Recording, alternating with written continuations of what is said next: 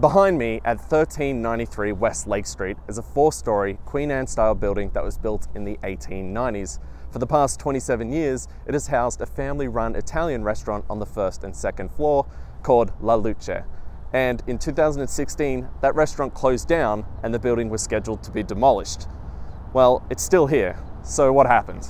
To demolish any building, structure, or portion of the building, you must first obtain a demolition permit from the city, which is a fairly standard process. However, a permit may be held for 90 days if a building is listed on the Chicago Historic Resources Survey. The survey was a 10-year effort to identify buildings in Chicago built before the 1940s. Almost 18,000 buildings were identified and ranked based on their historic and architectural significance. This 1890s building, with its Queen Anne style architecture of overhanging eaves, oriel windows, copper and tin detailing, earned the building its second highest level of importance, meaning that when the demolition permit was submitted in 2016, it was not issued for 90 days, to allow the city time to possibly work to preserve or landmark the building. Unfortunately, nothing came of this in terms of preservation, and while the building has been released for demolition, it seemed to have been delayed. While the building may have escaped demolition in 2016, it seems like 2017 will be its final year, and today, they're holding an auction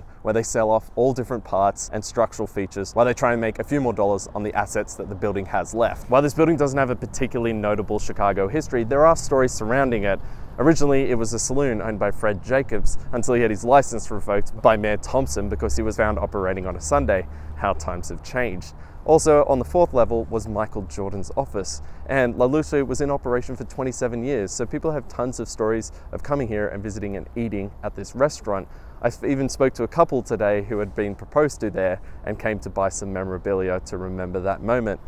Chicago has many old and wonderful buildings, and while we don't know if this one will be around for much longer, it's nice just to preserve its history and talk a little bit about its stories.